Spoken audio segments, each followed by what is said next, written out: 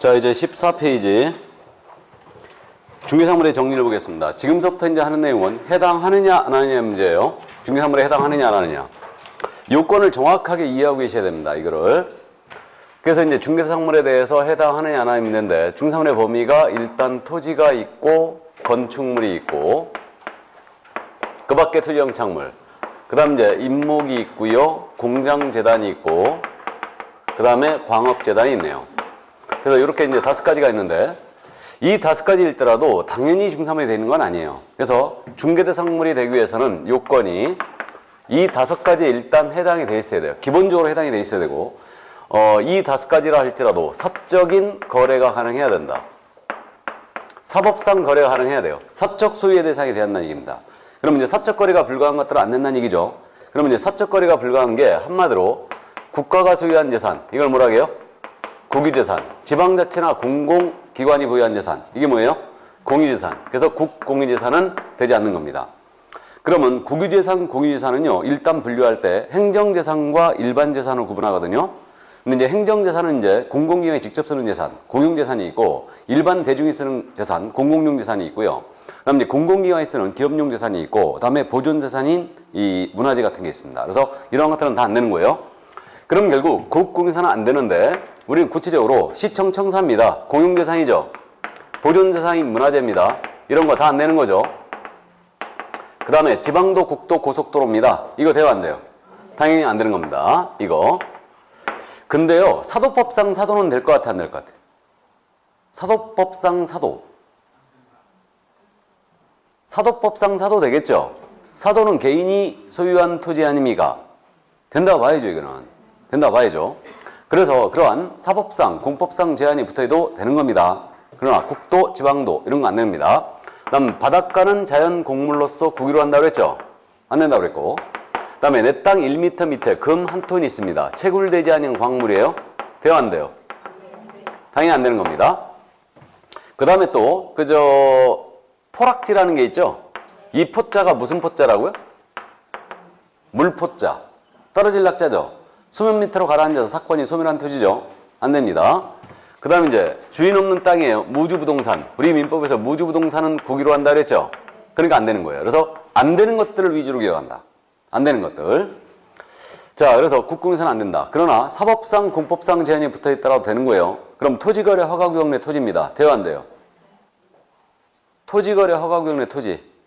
되죠? 개발제한구역 내 토지. 되는 거죠?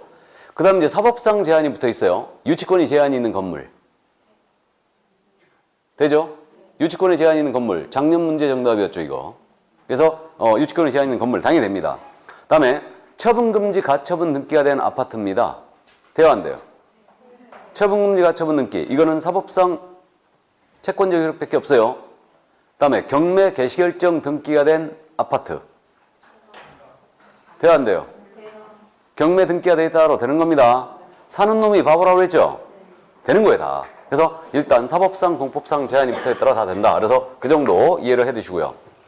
자, 그럼 이제 중개사물이 되게 한 요건 해결했습니다. 이제 중개대상 행위가 되느냐. 중개대상 행위는 우리가 매매, 교환, 임대차. 그 밖의 권리의 득실 변경 행위라고 그랬죠? 권리의 득실 변경에 관한 행위. 이것이 중개대상 행위예요. 그래서 지상권 설정이, 지역권 설정이 이런 것들이죠, 다. 그래서 매매, 교환, 임대차 당연히 되고요. 그러면 중개대상 행위가 되기 위해서는 일단은 그 요건이 어떻게 되냐면, 요건이 중개가 가능해야 되죠. 중개 개입 여지가 있어야 됩니다. 그래야 중개대상 행위가 되는 겁니다. 이게. 자, 그러면 이거 개입이 불가하기 때문에 안 되는 게 있어요. 그게 대표적으로 상속이나 경매, 판결입니다. 이러한 것들은 중개 개입 여지가 있어요, 없어요? 없어요. 그러니까 안 되는 겁니다. 그 다음에 이제 증여 있지 않습니까? 주는 것 자체. 개입 여지 있나요, 없나요? 없어요. 그러니까 안 되는 거예요. 그래서 안 되는 것들을 위주로 간다. 개입 여지가 없기 때문에. 근데 여기서 이론적으로 좀만 더 들어가 볼까요? 이론적으로. 우리 중개는 사실행위라고 그랬죠? 근데 중개 대상 행위를 보세요. 중개의 대상이 되는 행위는 모두가 매매, 교환, 임대차, 그 밖의 권리득실 행위라고 그랬죠? 근데 중개 대상 행위는 모두가 법률행위네요. 맞아요? 모두가 계약이에요. 우리가 계약을 소개하고 있는 거예요. 그럼 중개사행위는 모두가 법률행위를 할 수 있고, 법률행위는 채권행위가 있고 물권행위가 있죠. 매매교환 임대차는 채권행위, 물권행위는 소유권 이전행위나 합의로서 저당권 설정이 이전행위, 이런 것들이죠. 물권행위. 그래서 중개대상행위는 모두가 법률행위로서 채권행위와 물권행위를 포함해요. 그러나 법률행위 모두가 중개대상이 되는 건 아니에요. 법률행위 중에 중개상이 안 되는 게 뭐예요? 증여. 증여는 우리 민법이 계약을 취하고 있는데 이게 법률행위지만 아니죠. 개입 여지가 없는 거예요. 그래서 이렇게 되고요. 그러니까 중개대상행위는 모두가 법률행위이기 때문에요. 법률행위가 아닌 것은 중개대상이 되지 못하죠. 상속 판결 경매는 이거 법률의 규정이나 물권명 사유잖아요. 그러니까 이건 법률행위가 아니니까 안 되는 겁니다. 이거 원래는. 근데 우리는 거기까지 알 필요는 없고 일단 개입 여지가 없다. 이렇게 이제 이해하는 거 그냥. 그래서 안 되는 겁니다. 그 정도 감 잡아두고. 자, 그 다음에 이제 중개의 대상 권리가 되느냐. 중개대상물에 대한 권리의 득실 변경 행위. 이것을 소개하는 게 중개였어요. 그러니까 이게 중개대상 권리가 되느냐의 문제거든요. 그럼 중개대상 권리가 되기 위해서는 기본적으로 요건이 어떻게 되냐면 중개대상물의 성립이 가능해야 되죠. 그 다음에 이 권리가 이전할 수도 있어야 돼요. 그래야 중개할 수 있겠죠. 그럼 중개대상물의 성립이 안 된다. 그러면 중개상 권리가 되지 못합니다. 그래서 대표적으로 우리 여러분들 민법 시간에 물권 중에 질권은 시험범위에 제외되어 있죠. 그 이유가 중개상 권리가 안 되니까. 우리 민법상 질권이라는 것은 동산이나 권리에만 성립하죠. 그러니까 안 되는 거예요. 이거는 나아가 중개대상물에 성립하지 않는 광업권, 어업권, 특허권, 상표권, 의장권, 실용신앙권 이런 무채재산권들 모두 돼야 안 돼요. 안 되는 거죠. 중개상물에 성립하지 않기 때문에. 그 다음에 이전성이 없어서 안 되는 게 있어요. 우리 분묘기지권 있죠. 분묘기지권은 지상권 유사의 물권이죠. 지상권은 되는 거죠. 근데 분묘기권은 지상권 유사하지만 권리 자체가 이전성을 인정하지 않아요. 일신 전속성을 띠고 있습니다. 이전한 순간 소멸해버려요. 그러니까 안 되는 겁니다. 그래서 안 되는 것들을 위주로 개혁한다. 자, 그럼 이제 지금서부터 문제가 되는 권리를 말씀드립니다. 유치권이 있죠. 그 다음에 법정 저당권이 있죠. 법정 지상권도 있죠. 그 다음에 등기된 부동산 환매권이 있습니다.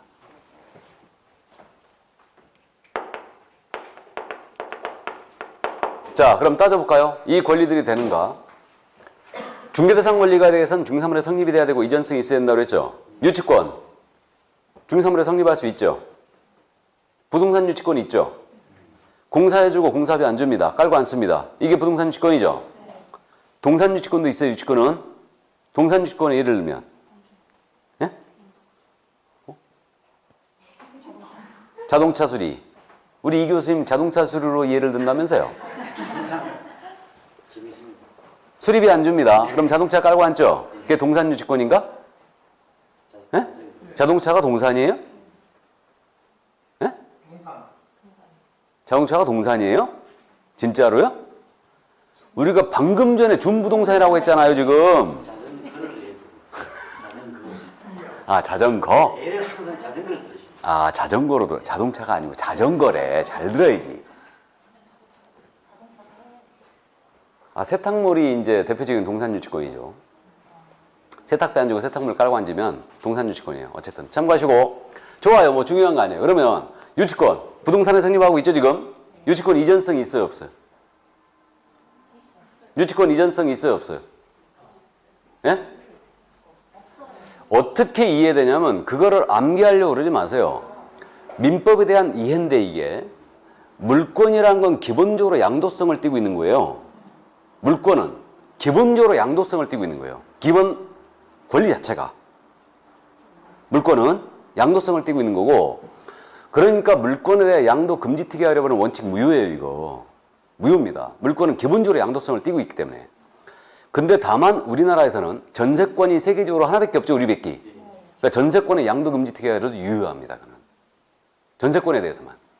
근데 지상권 같은 거 양도 금지특위 하겠잖아요? 무효예요, 그는. 물권은 기본적으로 양도성을 띠고 있기 때문에 그렇게 이해하는 거예요. 이게. 그럼 유치권, 이전성이 있다는 얘기 없다는 얘기예요? 있다는 얘기죠. 다만 유치권만의 이전은 불가해요. 법적으로. 피담보 채권과 같이 점유로 이전해야 돼요. 그럼 유치권 이전되는 거고 우리 민법상 유치권만의 이전은 인정하지 않아요. 피담보 채권 같이 한 이전이에요. 이건 담보물권이니까. 이해되세요? 그러니까 유치권에 이전 가능합니다. 뭔 말인지 이해되세요? 이게? 똑같아요. 그러면 유치권 하고 나왔어요. 그럼 중개상 권리가 된다는 얘기네요. 맞죠? 된다는 얘기예요. 법정 저당권이에요. 법정 저당권은 언제 나오느냐? 토지 임대차. 기억나요? 토지 임대인이 2년분의 차임 채권에 기하여 임차인 소유의 지상 건물을 압류한 때는 저당권과 동일한 율이 있다 그랬어요. 이게 법정 저당권이에요. 이게. 그럼 법정 저당권 이거 건물이 취득하고 있죠 지금. 그 다음에 이거 저당권이니까 이전성이 있겠죠. 당연히 됩니다. 그럼 법정 지상권이에요. 이거 건물이 취득하죠. 지상권 이전할 수 있죠. 법정 지상권 우리 판례가 어떻게 보고 있냐면 건물과 분리한 법정 지상권만의 양도도 가능하다는 게 판례입니다. 그러니까 이전성 당연히 있어요. 이거는 건물과 분리 처분도 가능하다는 거예요. 이거 건물의 종된 권리가 아니기 때문에. 그래서 이전성이 있습니다. 등기된 부동산 환매권입니다. 이거 부동산에 성립하고 있죠 지금. 그 다음에 환매권에 늦게 부기등기하고 이전 늦게도 부기등기를 하죠. 이전성이 있어요. 그러면 유치권, 법정납권, 법정사권, 환매권 모두 된다는 얘기입니다. 다만 권리의 득실, 변경, 행위를 소개하는 게 중개였어요. 그러면 이걸 행위를 연결하면 안 되는 경우가 나와요. 유치권의 성립입니다. 유치권의 성립이라는 행위는 중개 개입 여지가 있어요, 없어요? 예? 없어요. 그냥 이거 공사업자가 공사대금 채권에 기해서 그 건물 깔고 앉았잖아요. 점유했잖아요. 바로 유치권이 성립해버린 거죠. 안 되는 거예요. 그러니까 법정자가 들어가면 성립은 무조건 개입 여지가 없어요. 법정자가 들어가면. 법률의 규정이라 성립하니까. 유치권은 법정담보물권이라고 그러죠, 이거. 질권하고 저당권은 약정담보물권이죠. 그러니까 법률의 규정이 성립했기 때문에 법정이잖아요, 이거 유치권은. 법정담보물권이에요. 그러니까 성립은 개입 여지가 없어요. 그러나 유치권의 이전은 중개할 수 있죠? 법정 저당권에 그럼 성립, 압류한 때 저당권과 동일한 유익이 있다고 했죠? 개입 여지 없어요. 법정 들어갔으니까. 근데 이전은 중개할 수 있겠죠? 법정 사건 마찬가지예요. 성립은 중개 개입 여지 있어요, 없어요? 없어요. 이전은 가능하겠죠? 환매권의 행사예요. 환매 자체를 얘기합니다. 개입 여지 없죠? 다시 사오는 거, 증여와 똑같이. 근데 환매권의 이전은 중개 개입 여지가 있죠? 개입할 수 있어요. 다만 이제 환매 계약이라고 했다, 만약에. 환매 계약, 매매 계약과 동시에 다시 사오기로 약정을 맺는 거예요. 환매 계약은 중개 개입 여지가 있어요, 없어요?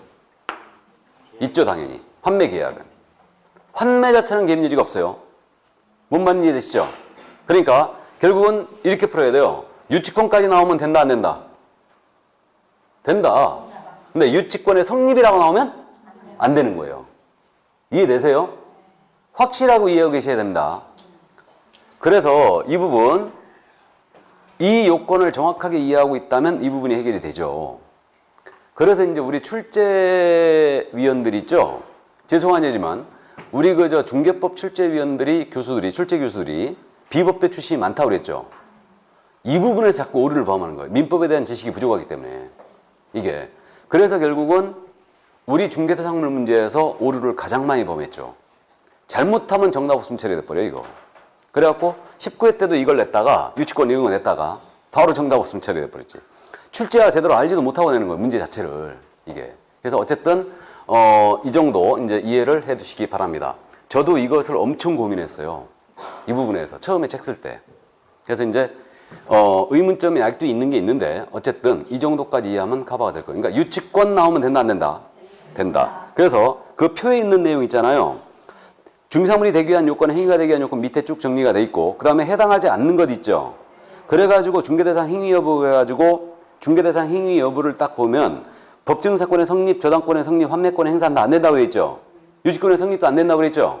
당연한 얘기예요. 법정자 들어가면 무조건 안 되는 거예요. 근데 유치권 하면 되는 겁니다. 그러면 중개대상 권리 여부에 딱 내려가면 해당하는 것 보면 가등기, 담보권, 부동산 임차권, 유치권, 환매권, 법정상권, 법정 다 된다고 그랬죠. 다 된다고 했고 그 다음에 이제 이전 당연히 다 되는 거예요. 권리이기 때문에. 그래서 이제 그 정도 감 잡아두시고, 그래서 이제 이렇게 이제 이해를 해 두시면 되겠고요. 그럼 그 옆에 15페이지 판례들 있죠? 그래서 이제 판례들은 쭉 읽어보시면 여러분들 아실 텐데, 권리금에 대한 판례는 중요합니다. 이해해 두셔야 돼요. 그 권리금에 대한 판례는 말이에요. 영업용 건물의 영업설 비품 등 유형물이나 여기서 딱 끊으세요. 그 다음에 거래처 신용 영업사 노하우 또는 점포 위치에 따른 영업사 이체는 무형의 재산적 가치 여기서 끊으세요. 재산 가치는 이거 끊어놓고요. 그 다음 중사물을 할 수 없으므로 알아보시겠죠?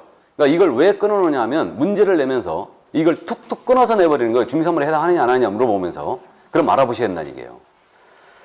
이러한 유무형의 재산적 가치의 양도에 대해 이른바 권리금을 수도락 중개한 것은 부동산 중개법이 규율하고 있는 중개행위에 해당하지 아니하고 따라서 같은 법이 규정하고 있는 중개보수 한도 역시 이러한 거래상 중개행위는 적용되지 아니한다. 알아보시겠죠? 다 여기까지. 그래서 이게 바로 중개대상 물이었습니다. 여기까지가. 자, 그럼 이제 넘어갈까요? 공인중개사 제도. 자, 이제 총칙 부분을 다 봤어요. 그래서 이제 중개사물 하나, 그 다음에 이제 용어의 정의 하나 이렇게 됐고요. 이제 공인중개사 시험 제도로 들어왔어요. 작년 시험에서 공인중개사 제도는 아주 특이하게 말이에요. 두 문제를 내버렸어요. 두 문제를. 그러니까 이제 두 문제를 작년에 냈기 때문에 올해는 한 템포를 쉬어야 되겠죠? 그죠? 아니요, 말고. 일단. 그래서 이제 연타석 이렇게 내는 경우는 없었기 때문에 아마 쉴 가능성이 커졌고, 그러나 자격에 대한 부분은 꼭 물어보기 때문에 나중에 자격 취소 자격증지 이거와 연계가 되기 때문에 자격에 대한 부분은 기본적으로 이해해 두시는데 시험 제도 자체에 대한 부분은 잘 안 물어봐요. 이거는. 자, 그래서 이제 시험시행 기관이라고 나와 있습니다. 그래서 시험의 주관처가 누구냐 이 문제인데 원칙적인 시험시행 기관이 누구예요? 시도지사. 예외적 시험 시행 기관이 바로 국토부 장관이죠. 거꾸로 이해하면 안 됩니다. 그래서 공인중개사가 되려는 자는 시도지사가 시행하는 공인중개사 시험에 합격해야 한다. 이게 4조 1항 조문이죠, 이게. 따라서 원칙적인 시험 시행 기관이 바로 시도지사예요. 그럼 예외적 시험 시행은 국장입니다. 그래서 시도별로 시험이 시행하면 수준이 안 맞을 수 있기 때문에 국장이 직접 시험 문제를 주최하는 시험을 시행할 수 있어요. 그러면 국토부 장관이 직접 시험을 시행하고자 할 때는 미리 공인중개사 정책심의위원회 의결을 거치게 돼 있죠, 이거? 사전 의결을 거치게 돼 있습니다. 근데 이들이 시험을 직접 시행하는 게 아니라고 그랬어요. 이걸 위탁 시행을 하고 있는데 위탁 시행처는 우리 협회가 위탁 시행이 가능하다고 그랬고 공기업이라든가 또는 준정부 기관에서 위탁 시행이 가능하다고 그랬어요. 그래서 현재 산업인력공단이 위탁 시행을 하고 있는 겁니다. 이게 돼 있고요. 그럼 시험을 이렇게 위탁했다면 이거 관보에다가 고시해 줘야 되죠? 여기까지. 기본적으로 해주시고. 그래서 이게 이제 시험 시행 기관이 원칙적으로 시도지사이기 때문에 자격증 교부를 누가 한다고요? 시도지사가 하는 겁니다. 그 점 이해해 두시고. 공인중개사 정책심의위원회로 들어갑니다. 이게 공인중개사 정책심의위원회가 작년 27회 때 출제가 됐어요. 27회 때. 그래서 이 부분이 작년에 출제가 된 겁니다. 그럼 요거 27회라고 딱 옆에다 조그맣게 써놓으면 되겠네. 그게 어떻게 빠졌대? 27회. 예. 이게 작년에 출제가 예상이 됐었어요. 왜 예상이 됐었냐면 개정을 해놓고 공인중개사 정책심의위원회를 안 물어봤거든요. 근데 작년에 이걸 물어보면서 상당히 까다롭게 물어봤죠, 이거. 까다롭게 물어봤어요, 이거를. 그럼 이제 이 공인중개사 정책심의위원회 시험에 대한 전반적인 사항을 결정하기 위해서 국토교통부에 공인중개사 정책심의위원회를 둔다, 둘 수 있다? 둘 수 있다. 이게 원래 둔다로 돼 있었다고 그랬죠? 근데 둘 수 있다로 바뀐 이유가 이명박 정권 시절에 그렇게 된 거예요. 이명박 대통령이 후보 시절에 이게 작은 정부를 꾸리겠다 그래가지고 정부 예산을 줄인답시고 말이에요. 공인중개사정책심의위원회를 이게 둔다인데 원래 둘 수 있다로 바꿔놓은 거예요. 이거. 복지부동한 거지 공문이 이게.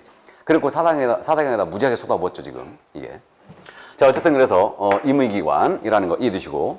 그 다음 이제 위원장은 누가 하느냐? 공인중개사정책심의위원회 위원장은 누가 합니까? 국토부 1차관이 하죠. 국토부 1차관이 합니다. 이자가 하고요. 위원회 위촉을 누가 한다고 그랬어요? 국토부 장관이 위촉하죠. 그러니까 국토부에 설치해놓고 지 맘대로 합니다. 그래서 국장이 위촉을 하고 위원을 잘리는 거 해촉도 국장이 합니다. 그래서 일단 그 위원장과 위원으로 일단 구성이 돼요. 그럼 여기서 말이에요. 위원장이 직무를 수행할 수 없잖아요. 이걸 작년에 물어봤는데 위원장이 직무를 수행할 수 없을 때는 이거 부위원장이 없죠 지금. 그러니까 위원장이 지명한 자가 그 직무를 대행하게 돼 있죠. 위원장이 지명한 자가 이렇게 돼 있고 그 다음 이제 위원회 수인데 위원회 수는 위원장 1명을 포함하는 거예요. 포함하여 위원회 수는 7명 이상 11명 이내로 구성하자고 그랬죠. 이거는 그래서 숫자를 어떻게 기억하자고요? 18. 둘이 합쳐서 18. 왜 18로 기억하냐면 우리가 나중에 협회 공부할 때 말이에요. 협회 공제사업운영위원회가 있죠. 공제사업운영위원회는 위원수가 19명이네요. 19명이네. 이렇게 돼 있고 이거는 그래서 우리가 앞에서 나오니까 18명으로 기억해버린 거예요. 그러니까 7명 이상 11명이네다. 그래서 일단 이렇게 이제 이해해 두시고 그 다음에 이 위원회 임기 있지 않습니까? 위원회 임기. 임기는 기본적으로 몇 년? 2년이다. 2년으로 돼 있고 그 다음에 그 위원회 임기는 이렇게 돼 있고요. 보궐위원입니다. 보궐위원인 경우에는 새로 선임됐다는 얘기죠. 이 의원은 전임자의 자녀 기관을 하는 거죠. 그래서 전임자의 자녀 기관을 합니다. 이렇게 돼 있고요. 그 다음에 이제 요 위원이 안건에 관련이 돼 있다. 안건에 관련이 돼 있으면 이 위원은 이 안건 심의에 참여하면 안 되죠. 참여하면 안 되고 그 다음에 이제 안건에 만약에 관련된 위원, 즉 제척사유에 해당된 위원은 스스로 회피를 해줘야 됩니다. 회피해줘야 되고요. 당사자는요. 안건에 관련된 위원이라면 그 안건 심의에 참여해서 빼주세요 하고 기피 신청할 수 있어요. 그러면 위원이 만약에 안건의 관련자로서 제척사유에 해당이 됐는데 스스로 위원이 회피하지 않았다. 회피하지 않으면 이때는 그 위원을 해촉할 수 있죠. 누가? 국장이. 그러니까 이런 것들을 말이에요. 슬쩍 위원장이 해촉할 수 이렇게 내버리면 이게 엄청 어려운 부분이죠. 그러니까 정책심의위원은 국장이 지 맘대로 한다고 기억합니다. 그래서 일단 그 정도 감 잡아두고요. 간사 이제 일단 한 명을 두게 돼 있고요. 이 심의사항인데 그럼 정책심의위원회에서 시험에 대한 전반적인 사항을 결정한다고 그랬잖아요. 그럼 여기서 어떤 사항을 심의 의결하냐면 시험에 대한 사항을 심의하겠죠. 그래서 시험에 관련된 자격 취득과 관련된 사항을 여기서 심의 의결하고요. 그 다음에 중개 보수의 변경이라든가 또는 손해배상 책임의 보장, 보증이죠. 보증 설정 금액을 올린다. 그러면 여기서 심의 의결하게 돼 있고 기타 중개업 육성에 관한 사항을 여기서 심의 의결하네요. 이게 이제 심의 의결 사항인데 여기서 말이에요. 자격 취득에 대한 사항을 여기서 결정했지 않습니까? 그럼 이때는 시도지사는 이에 8로 하라고 했죠, 이거? 따라야 한다. 이에 따라야 한다고 했어요. 작년에 이게 정답이었는데 중개 보수에 관한 사항을 결정한 경우는 시도지사는 이에 따라야 한다. OX? X. 자격 취득에 대한 사항을 결정하면 따라주라고 했죠? 문제가 아주 까다로웠습니다. 그러니까 세부적으로 이렇게 공부 안 한 사람은 이거 다 틀렸다고 나왔죠, 이게. 그러니까 중개보수의 변경에 관한 사항 결정, 이거 아닙니다. 자격 취득에 대한 사항을 결정했을 때는 시도지사는 이에 8로 와라. 바로 그 얘기고. 그 다음에 이제 운영은 당연히 회의니까 재적 과반수의 출석으로 의결하고 출석 이용 과반수의 찬성으로 의결하겠죠? 뭐 이건 당연한 얘기고. 그 다음에 소집 통보 기억해야 되죠? 위원장은 회의를 소집하면 며칠 전까지 통보해 주라고요? 7일 전까지. 긴급사유가 있는 때는 전날까지만 해주면 됩니다. 그래서 7일짜리가 우리가 어떻게 되냐면 인자야 전등소등 기억나요? 인자야 전등소등 해라. 며칠까지? 7일까지. 10일은 사교협회 종료 통보였죠? 이렇게 되는데 자 인이 뭐였어요? 7일에 인. 인장의 변경 등록. 맞죠? 자 자격증 반납 7일. 전속시 정보 공개 7일. 그 다음에 등록 통지 7일. 소집. 이게 회의 소집 그거 아니에요. 며칠 전까지 하라고? 7일 전까지. 그 다음에 등은 등록증 반납. 이렇게 되죠. 이 정도 감 잡아두시고 계속 반복할 거니까 기억만 살려놓으세요. 계속 이거. 자 그래서 이제 그 정도 감 잡아두시고 그 다음에 이제 운영에 필요한 사항 있잖아요. 운영에 필요한 사항은 위원장이 정합니다. 이거는 자율성을 존중하는 의미에서 이렇게 됐고요. 여비와 수당을 지급할 수 있죠. 다만 공무원은 제외해요. 이게 정책심의위원회였습니다. 그래서 일단 감 거기까지 잡아주시고 그 다음에 이제 응시 자격으로 합니다. 응시 자격도 별표돼 있죠, 이거? 일단. 그래서 응시 자격을 주의하는데, 시험 우리 응시를 못하는 자가 2명 있다고 그랬죠? 공인인사 자격 취소받고 3년 경과되지 않은 자와 시험 부정행위자로서 5년 경과되지 않은 자 시험을 봅니다. 그럼 두 사람을 지정은 다 시험 볼 수 있다는 거 알고 있는데, 외국인 시험 볼 수 있죠? 그 다음에 미성년자도 볼 수 있죠? 전과 사실 있네요. 시험 볼 수 있죠? 그러니까 집행유예 기간 중이다 아니다. 시험 볼 수 있죠? 그럼 우리법 위반하여 300만 원 이상 벌금형 선고받고 3년이 경과되지 않은 자예요? 시험 볼 수 있나요? 우리법 위반하여 300만 원 이상의 벌금형의 선고를 받고 3년 경과되지 않은 자 시험 볼 수 있나요? 아, 뭘 고민하십니까? 집행유예 기간 중인 자도 시험 볼 수 있다며요. 그럼 우리법 위반하여 300만 원 이상 벌금 받는 자 시험 볼 수 있죠? 또 등록 취소를 나오고 3년 경과되지 않는 중개인 볼 수 있죠? 아, 두 사람만 제하고 다 본다며요. 아니, 다른 각도로 물어보면 왜 또 천장을 쳐다보고 그럽니까? 그러니까 이해가 부족하다는 얘기죠, 아직. 그러니까 이런 걸 그냥 확확 잡아내야 돼, 이제. 두 사람을 지금 다 본다, 그냥. 맞죠? 자, 그래서 그 점 이해해 두시고. 그러면 여기서 말이에요. 우리가 다음 주에 공부하는 내용이죠. 미성년자나 집행유예 기간 중인 자, 우리법 위반에 300만 원 이상 벌금 받고 3년 경과되지 않은 자, 시험은 볼 수 있지만 그거 벗어나기 전에는 이거 중개업 종사는 돼야 안 돼요? 종사는 안 됩니다. 중개업에 종사할 수는 없어요. 따라서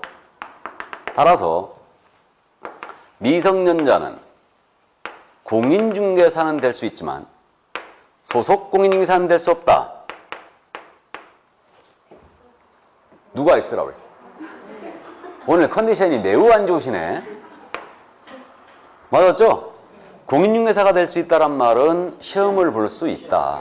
그러니까 중개업 종사는 금지죠. 소공, 보조공, 개공될 수 없습니다.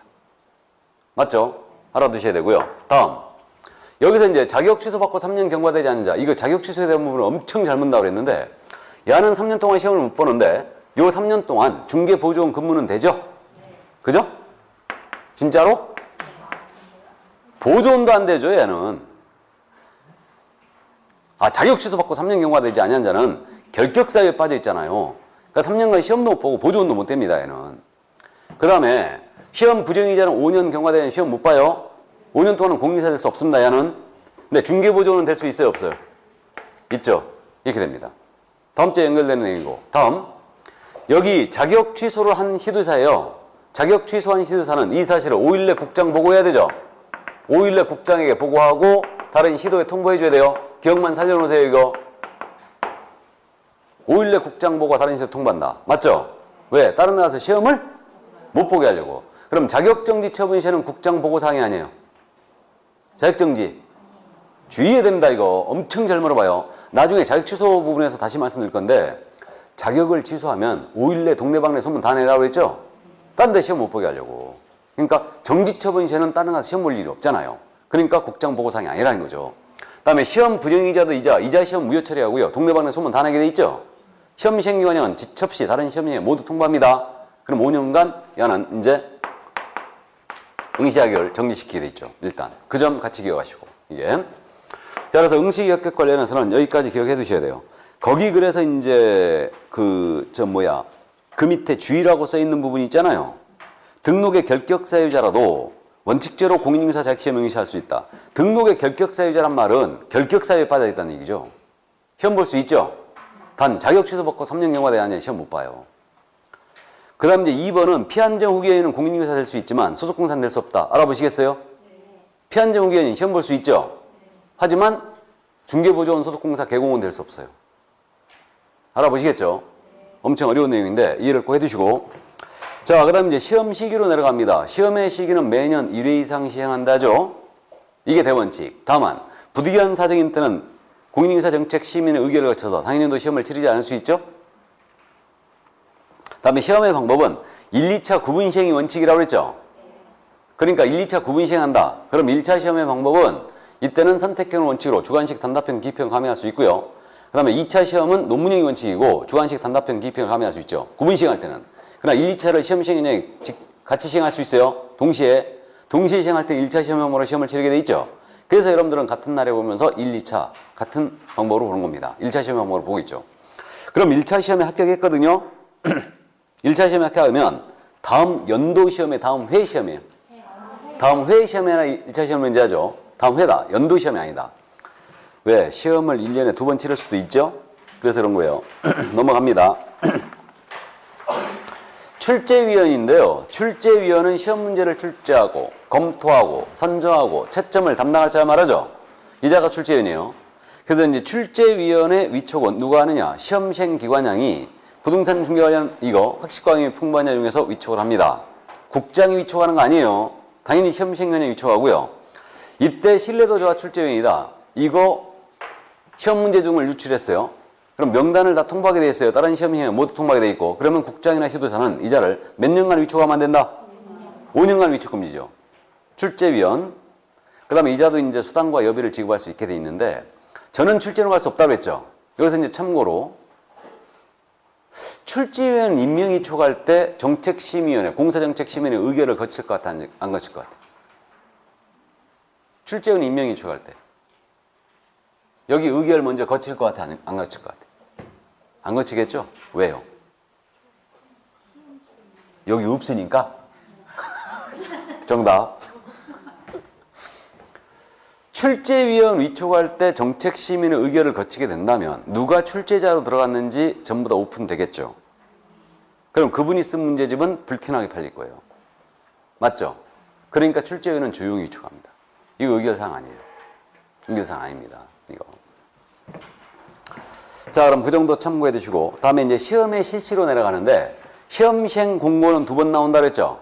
계략상 공고가 있고 세부 공고를 다시 한번 하는데 계략상 공고는 일시와 방법에 대해서 해주고 세부상 공고는 며칠 전까지 한다고요? 90일 전. 기억해야 되죠? 90일 전까지. 지금 7월 중순쯤에 나오고 7월 말 정도에 나오죠. 7월 25일 정도에. 그 정도에 나오고 있고요. 그 다음 이제 공고는 관보 및 일간시민에 공고하는 거예요. 그럼 이때 시험 공고할 때 응시로 정해서 공고하죠? 이때 응시로는 반환 규정이 있다 없다? 있다. 그럼 구체적인 반환 내용은 더 이상 말씀 안 드리는데 혹시 응시 수수료 반환 규정이 반환 내용이 출제가 됐다. 뭘 보시라고 했어요? 응시표? 손표 보시라고 그랬죠? 손표에 써 있다고 그랬어요, 이거. 반환에 대한 내용은. 그래서 이제 뭐 접수기간 내에 접수를 취소하면 전액을 다 반환합니다. 마감되거나 접수기간 마감되고 나서 일주일 내, 7일 내 접수를 취소하면 이때는 60% 돌려주고 그 다음부터 시험 보기 10일 전까지 접수를 취소하면 이때는 50% 돌려받습니다. 그래서 이제 그 정도 참고를 해두시고요. 이때 응시수료는 지방자치단체 조례가 정하는 바에 따른 수료죠? 맞죠? 있잖아요. 미리 기억하는데 우리 법상 수수료 있죠? 우리 법상 수수료는 일단은 지자체 조례다 이렇게 기억해야 돼요. 지방자치단체 조례가 정하는 바에 따른 수료를 납부한다. 그럼 지방자치단체라는 게 2가지가 있다고 그랬어요. 교육자치단체를 빼고 광역자치단체가 뭐라고요? 시도. 기초자치단체가 시군구. 그러면 응시수료는 원칙적으로 지자체조로서 시도조례가 되겠네요. 맞죠? 그러면 이런 식의 지문, 엄청 어려운 지문이라고 했는데 시험에 응시하고자 하는 자는 국토교통부령이 정하는 바에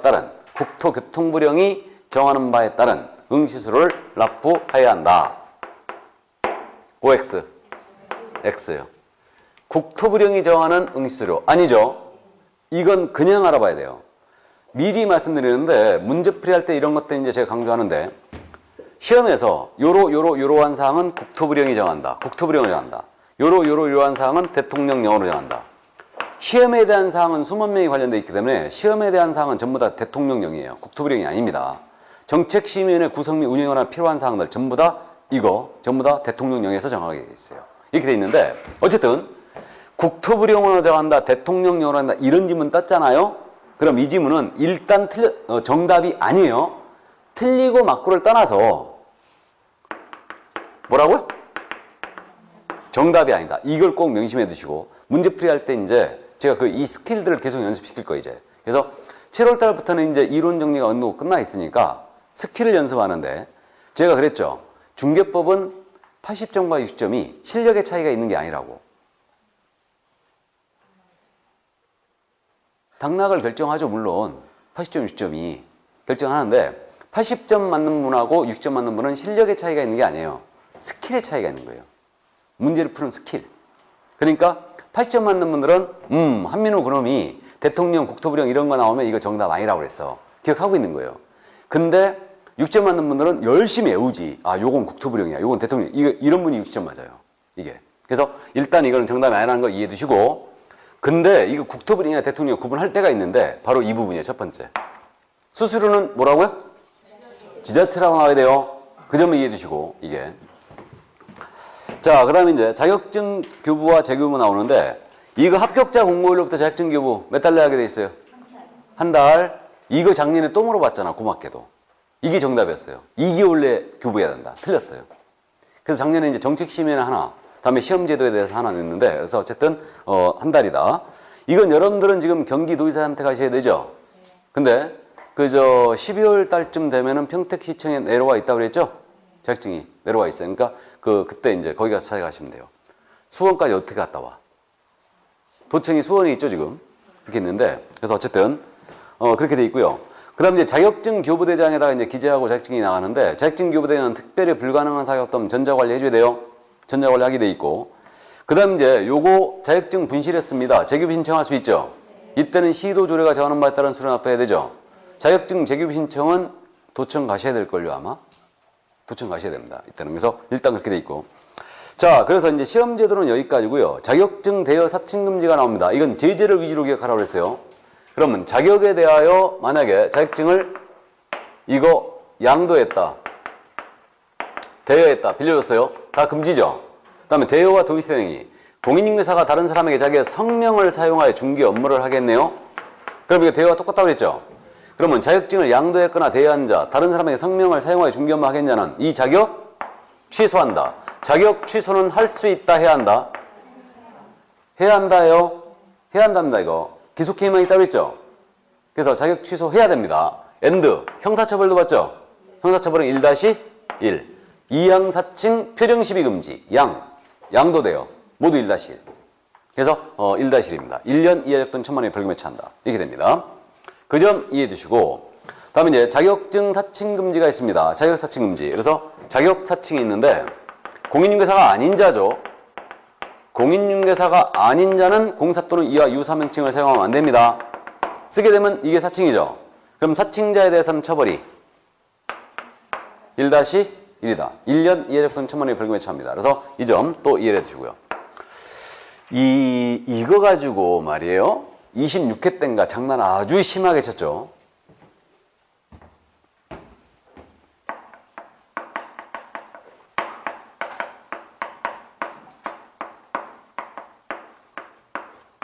자격증을 대여한 자에 대해서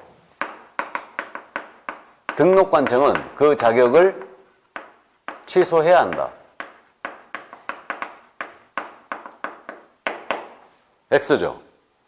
어디가 틀렸어요? 등록관청. 지금은 딱 보이죠? 주체를 바꿔냈죠. 주체를 바꾸는 지문들은 이것도 스킬입니다. 등록관청 시도지사 국토부 장관 나오면 무조건 밑줄 쫙쫙 그어놓고 체크해보는 거예요. 이자가 맞는가? 그럼 다 잡혀요. 근데 이제 여러분들이 왜 이걸 자주 속냐면요. 이제 공부에 탄력을 받으면요. 자격증 대여는 자격 취소야. 자격 취소는 취소해야 한다. 이게 포인트야. 할 수 있다? 아니야. 이걸 기억하거든요. 그러니까 이걸 못 봐버리는 거예요. 뭔 말인지 이해되세요? 60점 맞는 분은 요거하고 요거만 보고 가. 근데 80점 맞는 분은 밑줄 긋고 밑줄 긋고 밑줄 긋고 바로 X 쳐버리는 거예요. 뭔 뜻인지 아시죠? 이런 팁들을 기억을 하고 있어야 됩니다. 이런 스킬들을. 이건 기억해야 돼, 다. 그래서 문제풀이 할 때 이제 계속 이걸 연습하는데, 어쨌든 그래서 원래 한민우의 진수는 문제풀이 아닙니까? 이게 기분 나쁠라 가네. 왜 픽픽거리고 웃어요? 자, 그래서 어쨌든 이런 거요. 그러니까 이런 거 주의해야 되고, 또 이걸 또 이 26회 때도 어떻게 내냐면 이거 갖고 장난 엄청 쳤는데, 자격증을 대여한 자에 대해서는 시도지사는 그 등록을 취소한다 이렇게 내버렸어요. 자격증 대여라고 그랬죠? 근데 여기다 대고 등록을 취소한다 이렇게 된 거예요. 이런 황당한 지문이 없는 거죠. 그러니까 집에 와서 보면 이런 황당한 지문이 없는데 시험장에서는 안 보인다는 거지, 이게. 아주 환장하는 거죠, 이거. 그래서 어쨌든 이런 자기에 대한 부분을 꼭 물어보니까 반드시 이해를 해두시고요. 그 다음 이제 판례 있잖아요. 요 판례 아주 울거먹길 잘하고 있는데 지금 이해를 꼭 해두셔야 돼요. 그럼 그 판례가 지금 기본서보다 이 판례가 더 자세합니다, 지금. 여기는. 공인인증서 자격증의 대여란 다른 사람이 그 자격증을 이용하여 공인인증서를 행사하면서 공인인증서 업무를 행하는 것을 알면서도 그에게 자격증 자체를 빌려주는 것을 말한다. 이게 이제 작년에 나왔던 질문이고, 만일 공인인증서가 무자격자로 하여금 공인사의 명의로 개설능을 마친 중개사무소 경영에 관여하거나 자금을 투자하고 그로 인한 이익을 분배받도록 하는 경우라 하더라도 공사 자신이 그 중개사무소 공사 업무인 부동산 거래 중개 행위를 직접 수행하고 무자격자로 하여금 공사자격증 업무를 수행토록 하지 않는다면 이를 가리켜 등록증 자격증의 대여라고 한 것이라 말할 수는 없다. 판례를 쭉 읽어봤을 때 흐름으로 봤을 때는 이거 그냥 알아보겠죠. 이해가 되잖아요? 근데 이것을 갖다가 어떻게 꺼내느냐면 24회 때는 이렇게 된 거예요. 공인중개사가 무자격자로 하여금 중개사무소 경영에 관여하고 자금을 투자하고 이익을 분배받도록 한 경우 이는 자격증 대여 행위에 해당한다. OX X 무자격자라고 업무를 수행하도록 한 바가 없다면 이 말이 들어갔어야 되죠. 근데 그 말을 싹 빼놓고 무자격자로 하여금 경영에 관여하고 투자하게 하고 이익을 분배하도록 하는 경우는 당연히 등록증, 자격증 대여로 볼 수 있다. OX X예요. 왜 또 이해가 안 되는 모양이네? 아니, 우리 실무적으로 A가 자격증 걸잖아요. 갑이 사장님이셔. A로 하여금 자격증 걸게 하고 자금을 투자하고 경영에 관여하고 이익을 분배받도록 했어요. 맞죠? 그렇다 하더라도 이건 자격증 대여가 아니죠. 출근하시면. 이해돼요? 그럼 또 이거 거꾸로 A가 무자격자로 하여금 여기다 투자하고 경영에 관여하고 이익을 분배받도록 해요. 그래도 이는 당연히 대여로 볼 수는 없다. 출근하면. 업무를 수행하지 않는다면. 이자라 이거. 뭔 말인지 이해되세요? 그러니까 이건 대여로 볼 수 없다는 얘기죠. 바로 그 얘기예요. 근데 이게 판례를 인용하면서 중간 다 빼먹고 말이에요. 경영에 관여하고 투자하고 이익을 분배하도록 이렇게 나왔다. 대여로 볼 수 없다. 이 얘기예요. 그 다음 2번 판례. 무자격자가 공사 업무를 수행한지 여부는 외관상 공사가 직접 업무를 수행하는 형식을 취한지 여부도 교육없이 실질적으로 무자격자가 공사 명의를 사용하여 중개 업무를 수행했는지 여부에 따라 판단해야 한다. 실질로 판단해야 되겠죠. 따라서 3번입니다. 공사가 비록 스스로 몇 건의 중개 업무를 직접 수행한 바 있다 하더라도 적어도 무자격자가 상세시킨 거래관에서는 무자격자가 작성한 계약서에 자신의 인감을 나눈 방법으로 직접 공사 업무를 수행하는 형식만 갖췄다. 형식만 갖춘 경우는 무자격자로 하여금 자기의 명의로 공사 업무를 수행하도록 한 것이므로 이는 공사자격증 대여행위에 해당한다. 그러면 직접 외관상 공사 업무를 수행하는 형식만 갖췄다. 그럼 이때는 대여란 얘기죠, 이거. 대여란 얘기입니다. 바로 이 얘기였고, 마지막으로 이제 4번 판례입니다. 중개사무소의 개설록은 공사 또는 법인만이 할 수 있도록 정해져 있으므로 중개사무소의 대표자가 가리킨 명칭을 일반화할 경우 그 명칭을 사용하는 공사를 고인회사로 오인하도록 위험성이 있는 것으로 무자격자가 자신의 명함에 부동산 뉴스 중개사무소 상호고요. 부동산 뉴스 대표란 명칭을 기재하여 사용한 것은 공사 유사한 명칭을 사용한 것에 해당한다. 이 판례 기억나시죠? 부동산 뉴스 대표 사건. 그래서 이게 명함인데 상호가 특이하게 부동산 뉴스였죠. 그리고 명함, 부동산 뉴스 해갖고 대표 해가지고 이렇게 이제 이종선 하고 이제 이렇게 이제 받고 다녔던 거예요. 이 명함을 받으면 이분을 공인인증서로 오인할 소지가 있다고 그랬죠. 그러면 사칭이에요, 이거. 사칭입니다. 이 양반 자격증 없는 거 확실하죠? 그죠? 네? 있겠죠? 없다니까. 없게 생겼잖아, 생긴 게.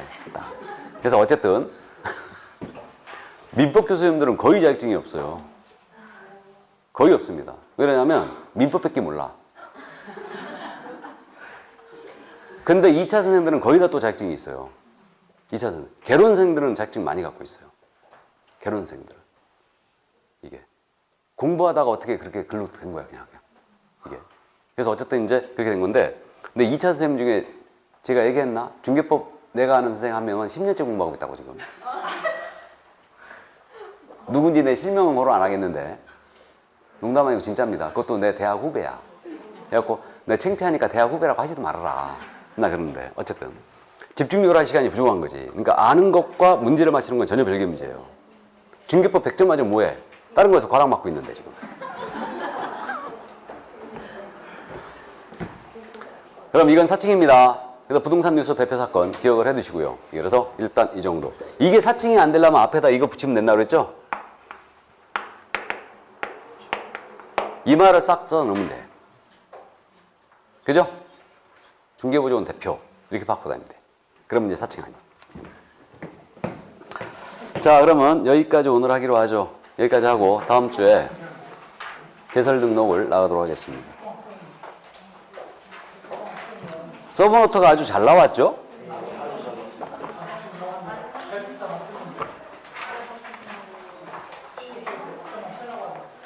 자, 오늘의 유인물 보겠습니다. 복습. 1번 갑니다. 다음 중 공사법이 정하는 법의 지정 목적으로 볼 수 없는 것은 무엇이냐? 1번 부동산 중개업의 건전한 육성, 중개업 육성 맞죠? 2번 전문성 제고 맞고 공인인사 업무 등의 상황을 정한다. 3번 맞고 부동산 투명한 부동산 거래소 확립 OX X 4번 정답이고요. 국민경제 위반이 있죠. 2번 내려가죠. 중개와 관련한 서면을 옳지 않은 것은 1번입니다. 개공사의 중개행위는 거래당사한 법률의 성립에 주로 가는 사실행위이다. 맞죠? 2번 금전소비대차 알선을 업으로 하는 것은 중개업에 해당한다. OX X 금전소비대차는 이거는 금전 유상물이 아니기 때문에 아닌 겁니다. 근데 이에 부수와 저당권 설정의 알선업이 중개업이 된다고 그랬죠? 3번입니다. 개업공사의 무료중개행위도 공사법 규율 대상이 될 수 있다. 맞아요? 무료중개는 중개업은 아니라고 그랬죠? 하지만 무료로 개업공사가 중개하더라도 확인설명 정확히 하라고 했어요. 규율 대상이 됩니다. 4번 개업공사의 중개행위는 상법상 기본적 상행위에 해당한다. 판례죠? 상행위 맞고요. 기본적 상행위에 속해요. 5번 우연한 기회 타인간의 부동산 거래 행위를 중개한 것에 불과한 경우에는 중개업에 해당하지 않는다. 맞아요? 우연한 기회 1위는 절대 아닙니다. 자, 그럼 3번 내려갑니다. 틀린 것은 1번 중개는 유상으로 행해지는 반면에 위임은 타인의 사무처를 위한 계약으로서 신뢰관계를 기초로 하며 무상계약이 원칙이다. 맞아요? 다 맞죠? 2번입니다. 공인사법은 부동산 중개에 관한 기본법적 지위에 있죠. 기본법, 일반법 같은 말입니다. 부동산 중개에 관한 기본법이에요. 우리는 3번입니다. 공인사람은 이 법에 의한 중개사무소 개설 등록을 한 자를 말한다. OX X죠. 공사는 이 법에 의한 자격취득자를 말하죠. 개업 공인중개사가 등록을 한 자죠. 그래서 3번 정답. 4번 개업공사는 부동산 중개를 업으로 하는 자로서 상법상 상인에 해당한다. 맞아요? 예. 그러나 부동산 중개는 민사 중개라 했습니다. 5번 부동산 컨설팅에 부수하여 토지 매매 알선을 업으로 한 경우 중개업에 해당한다. 맞아요? 특정 물건에 대한 특정 행위만 계속 반복적으로 한다. 중개업이 될 수 있죠. 토지 전문 중개업소, 상가 전문 중개업소. 그래서 정답은 3번이었습니다. 4번 내려가죠. 업으로 행하는 다음 행위 중에서 부동산 중개업에 해당하는 것은 무엇이냐? 이 문제는 요즘은 안 나오고 있는데 이런 문제 유형은 물 알선을 알고 있느냐를 묻는 문제예요. 지금 이거는 물 알선을 알고 있느냐. 1번 공동주택의 임대관리 등 관리를 대행해 주는 행위. 관리를 대행 이거 알선 아니죠. 중개업될 수 없어요. 2번 상가 건물의 분양을 대행해 주는 분양을 대행이죠. 알선 아닙니다.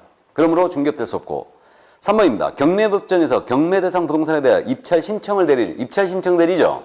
알선 아니죠. 중개업될 수 없고 그러나 4번입니다. 아파트 분양권은 중산물 맞죠? 매매의 알선을 해주는 행위. 매매를 알선을 이거 업으로 행한다면 중개업될 수 있죠. 4번 정답이죠. 그러니까 5번 질문 일정 보수를 받고 토지를 조성하여 분양을 해주는 행위. 토지 조성 분양이죠. 알선 아니네요. 그러므로 정답은 4번이었습니다. 5번 내려가죠. 중개사물에 관한 설명으로 틀린 것은 1번입니다. 토지나 건물은 등기되지 않은 것도 중개사물이 될 수 있다. 맞아요? 2번 질문. 중개사물인 토지나 건축물은 민법상의 부동산과 일치한다고 보는 것이 판례이다. 중개 대상물인 토지 건물이죠. 민법상의 부동산과 일치한다고 그랬죠. 이게 판례예요. 맞습니다. 세차장 구조물에서 했던 얘기죠. 3번님은 토지정착물인 담장이나 교량 등은 토지와 독립된 중개사물로 볼 수 없다. 맞죠? 구성물에 불과한 거. 4번 분묘기지권 및 광업권도 중개대상 권리가 될 수 있다. OX. X죠. 되지 않습니다. 5번님은 공장재단에 속한 건물은 재단과 분리해 독립한 중개사물이 되지 아니하죠? 독립 양도가 안 되니까 그래요. 자, 그래서 이제 6번 문제는 해당하느냐 안 하느냐 해당하느냐 안 하느냐 문제예요. 박스형. 중개대상이 되지 못하는 것을 모두 고르면 몇 개인가 그랬어요. OX로 갑니다. 해당하는 거 O, 아닌 거 X. 상가 권리금 X. 등기된 수목의 집단 O. 이게 임목이죠. 상속받은 토지